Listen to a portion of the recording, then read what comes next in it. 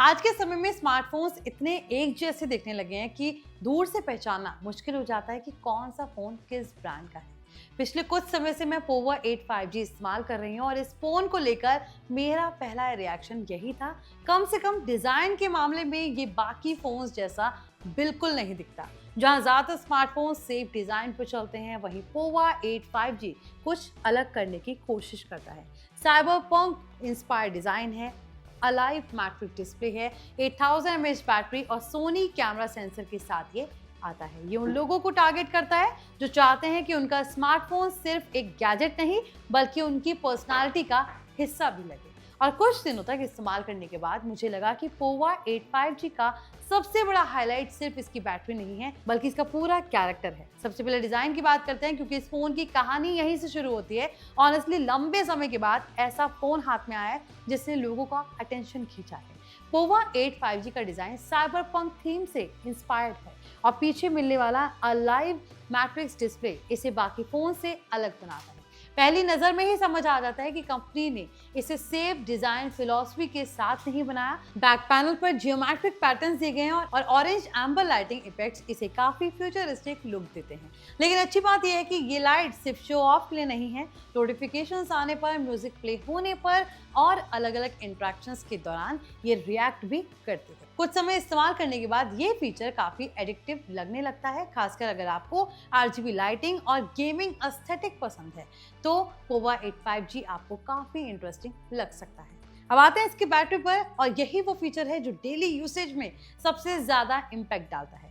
Pova 8 5G में 8000 mAh battery दी गई है और सच कहूं तो इस बैटरी के साथ मुझे बैटरी परसेंटेज चेक करने की जरूरत ही कम महसूस हुई। Heavy social media usage, calling, YouTube streaming, साथ ही साथ कैमरा टेस्टिंग और गेमिंग के बाद भी फोन आराम से पूरा दिन निकाल देता है। कई बार अगले दिन भी चार्जर ढूंढने की जरूरत नहीं पड़ी। आज के समय में जहां ज्यादातर फोन्स शाम तक चार्जर मांगते हैं, वहां पोवा 8 5G काफी अलग एक्सपीरियंस देता है। गेमिंग के दौरान भी बैटरी काफी स्ट्रांग लगी। लंबे सेशंस के बाद भी बैटरी ड्रेन उतनी तेजी से नहीं हुआ जितना आमतौर पर देखने को मिलता है। अगर आप स्टूडेंट हैं, ट्रैवलर हैं या ऐसा फोन चाहते हैं जिसे बार बार चार्ज ना करना पड़े तो इसकी बैटरी आपको काफी पसंद आने वाली है। परफॉर्मेंस की बात करें तो डेली यूसेज में फोन काफी स्मूथ लगा। App switching, social media browsing, streaming और मल्टीटास्किंग के दौरान कोई बड़ी परेशानी यहाँ पर देखने को नहीं मिली।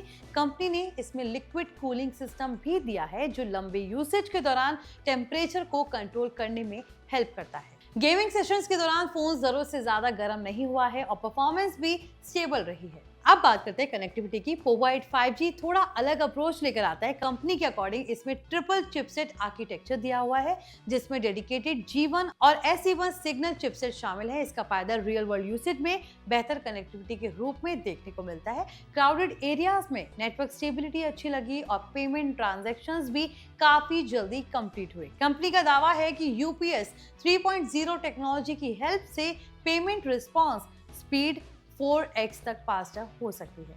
अब आते हैं इसके कैमरा पर। तो कैमरा की बात करें तो यहाँ पे आपको सोनी का 50 MP प्राइमरी कैमरा दिया गया है। इस प्राइस सेगमेंट को देखते हुए कैमरा परफॉर्मेंस काफी अच्छा लगा। डे लाइट फोटोज में डिटेल्स काफी अच्छे से कैप्चर होती हैं, कलर्स नेचुरल दिखाई देते हैं और डायनेमिक रेंज भी स्टेबल रहती है। मुझे सबसे अच्छी बात ये लगी कि फोटोज जरूरत से ज्यादा आर्टिफिशियल नहीं लगती और बैकग्राउंड ब्लर भी नेचुरल दिखाई देता है। लो लाइट में भी कैमरा ठीक ठाक काम करता है। हालांकि इसे फ्लैगशिप कैमरा फोन नहीं कहा जा सकता, लेकिन daily photography, social media usage और अपलोड्स और कैजुअल कंटेंट के साथ इस फोन का कैमरा पूरी तरह सक्सेसफुल है। कई बार ऐसे मोमेंट्स भी अच्छी तरह कैप्चर हो गए जिन्हें जल्दी में शूट किया गया था और यही किसी अच्छे स्मार्टफोन कैमरा की पहचान होती है। पोवा 8 5G की एक और इंटरेस्टिंग बात यह है कि इसमें आपको Google AI Plus के 3 महीने के बेनिफिट्स दिए जा रहे हैं। ऐसे में यूजर्स को AI फीचर्स का भी फायदा मिलता है जो प्रोडक्टिविटी और क्रिएटिविटी दोनों में हेल्प कर सकते हैं। अब सबसे बड़ा सवाल, क्या पोवा 8 5G खरीदना चाहिए या फिर नहीं? मेरे हिसाब से अगर आप एक ऐसा स्मार्टफोन चाहते हैं जो भीड़ में अलग दिखाई दे, जिसकी बैटरी बेहद मजबूत हो, डिजाइन यूनिक हो, गेमिंग और डेली यूसेज आराम से संभाल ले और कैमरा भी ट्रस्टेड परफॉर्मेंस दे, तो पोवा 8 5G एक काफ़ी इंटरेस्टिंग ऑप्शन बन जाता है। ये उन फोन्स में से नहीं है जो सिर्फ स्पेकशीट्स पर अच्छे लगते हैं, बल्कि इसका कैरेक्टर और आइडेंटिटी इसे खास बनाते हैं। पिछले कुछ दिनों के इस्तेमाल के बाद यही कहूँगी कि पोवा 8 5G उन यूजर्स के लिए है जो नॉर्मल फ़ोन से बोर हो चुके हैं और अगर कुछ ऐसा चाहते हैं जो थोड़ा अलग दिखे और थोड़ा अलग फील दे, तो हर बार हाथ में उठाने पर आपको याद दिलाए कि ये बाकी फ़ोन जैसा बिल्कुल नहीं है। अगर आप इसका प्राइस जानना चाहते हैं तो आप उसको फुल स्क्रीन पर देख सकते हैं। साथ ही हमारे डिस्क्रिप्शन में भी हमने प्राइस को मेंशन कर दिया है। तो आपको कैसा लगा पोवा 8 5G स्मार्टफोन, हमें कमेंट सेक्शन में बताएं। अगर आपका इससे जुड़ा कोई भी सवाल है तो कमेंट में ड्रॉप कर सकते हैं। हम अगला रिव्यू रियलमी, पोवा और शाओमी जैसे स्मार्टफोन्स पर ज़रूर लेकर आएंगे। तब तक के लिए इस वीडियो को लाइक करें, शेयर करें और चैनल को सब्सक्राइब करना ना भूलें।